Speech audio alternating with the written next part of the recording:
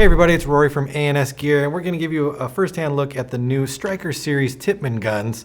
So these are brand new. We've got the four models that are available now.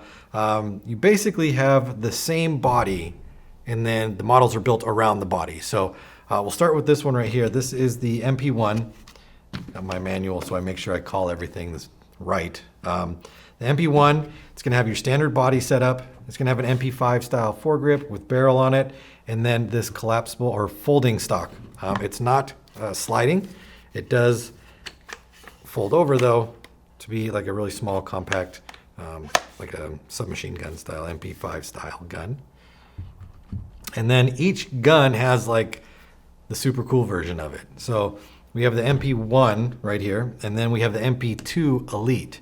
So what you get with the Elite is you get the same body setup on it, but you're going to get the AR style sliding stock. So you've got a positionable stock on the back.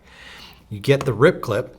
With the rip clip, you do also get the feed neck adapter. So if you don't want to use the rip clip, you want a traditional loader on there or something like that, maybe you already have, that you really like, you can put the feed neck on and not use the rip clip.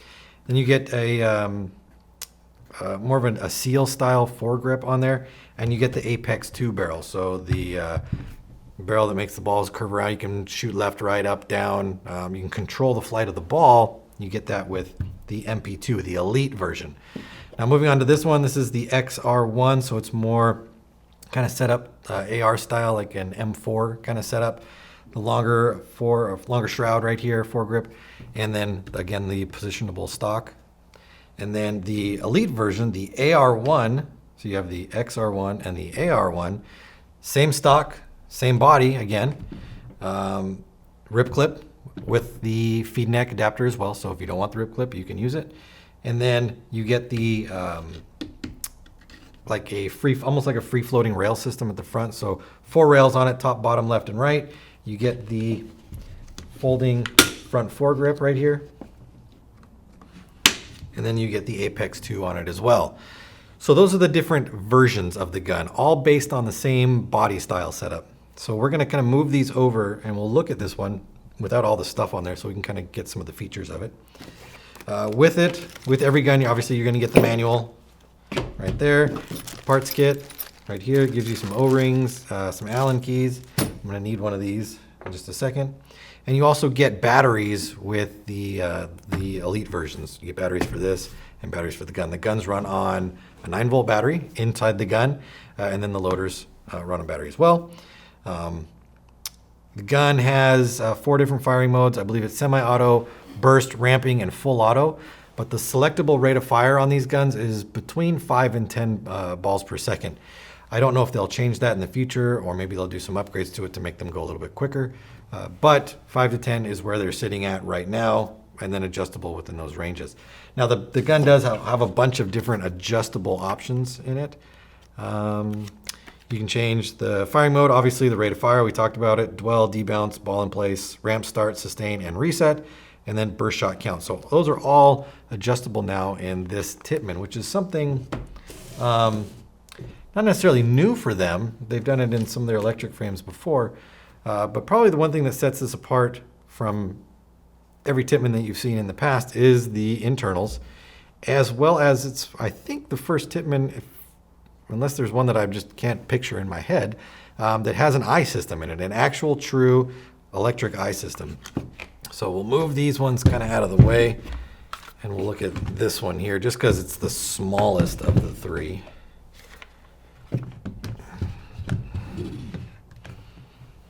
All right, so the setup on this, the bodies are composite bodies, so you've got a nice solid setup, but without really a ton of weight. Let's weigh this one really quick.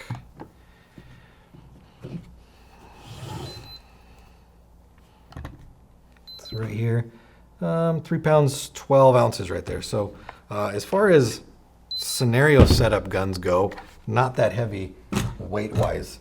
We talked about the stock already, on the gun already, the shroud or the front of the gun, feed neck. This particular one right here, on these guns, these Stryker series, the regulator is in the foregrip right here, or the vertical grip. You adjust counterclockwise to drop velocity, counterclockwise to drop velocity, counterclockwise to increase velocity. And that is rebuildable. You can pull the whole thing apart. It shows you in the manual exactly how to go through the gun. Your on and off button is right here, and then you're going to get a light on the side, very similar to like the TM15, TM7 setups where the light is going to blink at you and tell you what's going on. Battery goes in the grip right here. Safety, push safety on the side, so the safety locks out the trigger. Pull that back through, and then you've got a micro switch that you're hitting against and activating the gun internally. Now, when I first pulled this gun apart, I stopped, and it took me a minute to figure out what I was looking at, just because it looked so similar to something else I had seen before. So I did a little bit of research, and it is very similar to another style of gun internally. But we'll pull this apart, and then you guys can see what it looks like in there. So in order to get to the back, or to get to the bolt assembly back there, all you need to do is just take off the rear. So this screw here and this screw here, it's going to let me access the back of the gun. And let me do most of my maintenance too. So 2 screws, I pull them out. Just pull back on this, it actually releases the entire stock assembly off, so I don't have to monkey about with taking the stock off of this adapter here or anything like that. And then I get to this part right here. Now this part is hand tight, and you can leave it hand tight. You can also, there's an Allen key spot on the back of it, so you could snug it if you need to, but there's no reason to. So I pulled this off. And once I got to the point where it was threaded completely out, I grabbed it and pulled it out. Now, as soon as I saw this back end, I was like, geez, that looks just like, kind of like an Ecstasy, an Ion XE, like that kind of setup. And I pulled the bolt out and I was like, geez, that looks just like that too.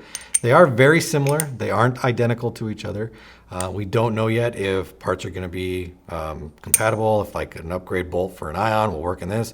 Nobody really knows yet how that's going to work out, or if that's even a possibility. But from looking at it, very, very similar. Now we know the Ions are tried and true, that they run forever. We know that Tippmann guns run forever.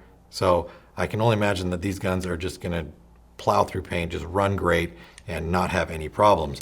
I like this bolt out the back system like this. It makes it super easy to do your maintenance to your bolt, taking care of your O-rings on there, taking care of the O-rings on the guide back here. Makes for a super clean, super simple setup. Pushing that back in there makes it super easy.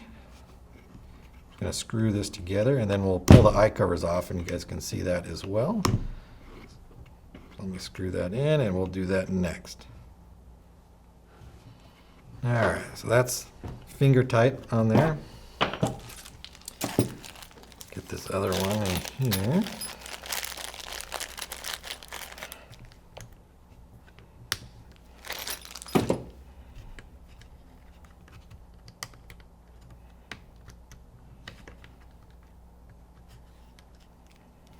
All right, you can see the eye is right there. You can pull it out. So they're using a bulb style eye. So you've got an emitter, and then the other side you'll have your receiver on that side. It's gonna have just be basically waiting for a ball to drop in and break that circuit, break that beam, and that'll tell your gun that there's a ball in the breech and ready to shoot. So a tried and true eye system. You see this eye system in pretty much every tournament gun ever made right now. So you know that that works as well. Now all the gun, you can pull the whole thing apart. You can take the frame off of here. You can break down the regulator, rebuild it. You can actually get the body out and get to the solenoid assembly and break that down as well and clean all that. If you so choose, that does require a little bit more wrenching, a little bit more work to get that out of there. So we'll save that for another day, another video. But the gun itself, even based on a drivetrain that is similar to the Ion drivetrain, the Ion, they run fantastic and they run great. So something based similar to that, you know that this gun is just going to be a shooter and it's going to run all day long. So from the modular way these things were built to how easy things come apart to the systems that we know work in the past and will work great in a gun like this, these new Stryker guns from Tippmann, I think, are going to be a great hit, and I definitely recommend picking one up. Let's go over the guns one more time. So we've got the MP1, and then the big brother version of that, the MP2 Elite. We've got this AR style right here, which is the XR1. And then we have the big brother to that one, which is going to be the AR1 Elite right there. So definitely check these guns out. There's kind of one that fits everybody's playing style on there, especially if you're into the woods ball or scenario ball setup. Something for everybody. So definitely check them out. I recommend them. The new Stryker line of guns from Tippmann, available through the website. Order yours now through ansgear.com.